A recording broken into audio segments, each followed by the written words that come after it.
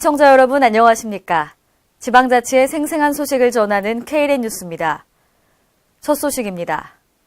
울산광역시가 오는 13일까지 설 명절을 대비해 성수식품 제조업소 및 판매점 등에 대한 합동점검을 실시합니다.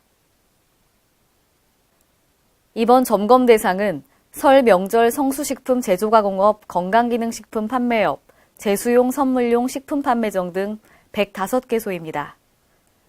주요 점검 사항은 무신고 또는 무표시 제품 취급 여부, 유통기한 경과 제품 사용 판매 여부, 냉동 냉장 제품의 보존 및 유통기준 준수 여부, 위생적 취급 기준, 영업자 준수 사항 및 관계법령 위반 여부 등입니다.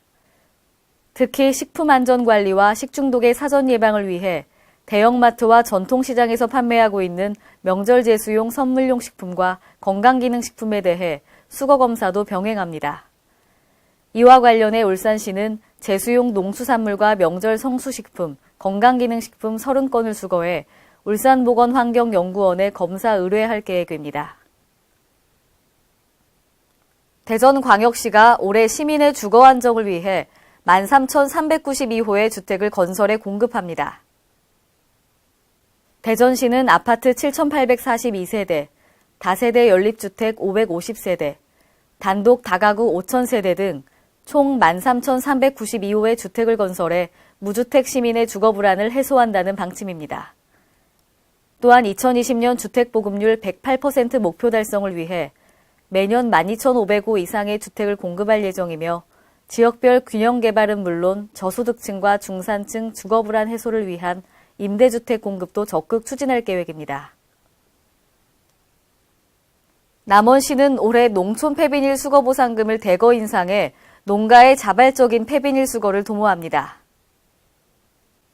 농촌 폐비닐 수거 장려금이란 농민은 폐비닐을 분리하여 남원 수거 사업소로 배출하고 한국환경공단은 이물질 함량에 따라 등급 판정을 하고 시는 등급에 따른 수거 보상금을 농가에 지급하는 삼박자 제도입니다.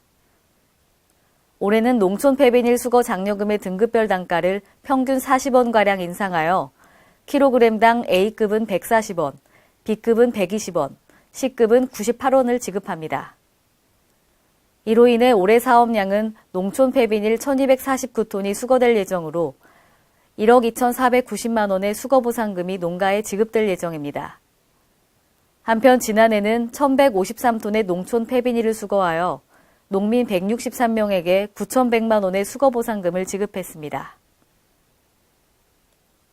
송하진 전북도지사는 지난 9일에 열린 신년 기자회견에서 새만금은 국가사업이라며 정부의 명확한 방향 설정이 필요하다고 말했습니다. 유희광 기자의 보도입니다. 전북도가 전주종합경기장 재개발과 관련 전주시와 날선 대립을 이어가고 있는 가운데 지난 6일 예정됐던 해상풍력발전산업 합의각서를 체결하는 장소에도 불참하면서 새만금 개발청과의 관계 악화를 놓고 의견이 분분합니다. 9일 열린 신년 기자회견에서 전북도가 연말 새만금 개발청장의 거취 문제를 언급한 이후 최근 해상풍력발전산업 MOU 체결까지도 영향을 미친 것이 아니냐는 질문이 이어졌습니다. 송하진 지사는 새만금 개발청과의 관계는 이미 실무선에서 사업을 추진해 왔을 때부터 분명히 반대를 해왔다며 마치 연초가 되어 조선소 문제가 흘러나오니까 때 만났다는 듯이 MOU 체결 문제를 몰아세웠다고 반박했습니다.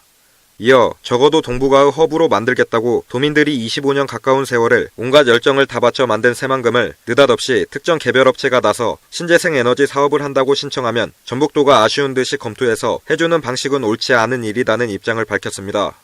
명쾌한 중앙 부처도 아니고 애매한 조직 상태에서 적당한 선에서 끌고 가는 이런 방식으로는 정말 멋진 새만금을 만들기는 어렵다. 1, 2년 늦는 한이 있어도 새만금은 올바른 방향으로 제대로 가져야 되고 정말 내실 있게 가져야 되고 결과적으로 그것이 정말 잘했다. 전라북도는 새만금이 정말 보약이었다라는 말을 듣는 그날까지 저는 가야 된다. 새만금에 대한 확실한 인식을 전환이 오는 것이 가장 척병이다. 저는 이렇게 생각합니다. 전북도가 해상풍력발전산업 MOU 체결 장소에 불참한 것과 관련해서는 신재생 에너지 자체에 대해서는 충분히 가치가 있다고는 생각하지만 이 사업이 도민들에게 이익을 가져다 준다는 확실한 논리를 제공받지 못했다고 강조했습니다. 또 어차피 사업 시행 주체도 아닌 전북도와 군산시를 꼭 MOU 현장에 끼워 넣으려고 하는지에 대해 이해할 수 없다며 냉철하게 사업에 대한 경제적 성과 분석과 새만금에 미치는 영향을 확실하게 따져놓고 나서 판단을 해도 늦지 않다고 생각한다며 MOU에 참석하지 않은 이유를 설명했습니다. 한편 송하진 전라북도지사는 새만금 사업은 어디까지나 국가사업이기 때문에 정부가 나서 사업과 관련한 명확한 방향 설정을 해야 한다며 정부의 로드맵 제시를 요구했습니다. KLN 유희광입니다. 광주광역시는 지난 9일 양림동의 발전 방향을 모색하기 위한 사단법인 양림동산의 꿈 창립총회를 개최했습니다. 광주시 양림동산의 꿈은 광주에 최초로 기독교를 전파한 선교사들의 희생 봉사 정신을 기리고 그들의 삶터였던 양림동을 기억하기 위해 출범한 단체입니다.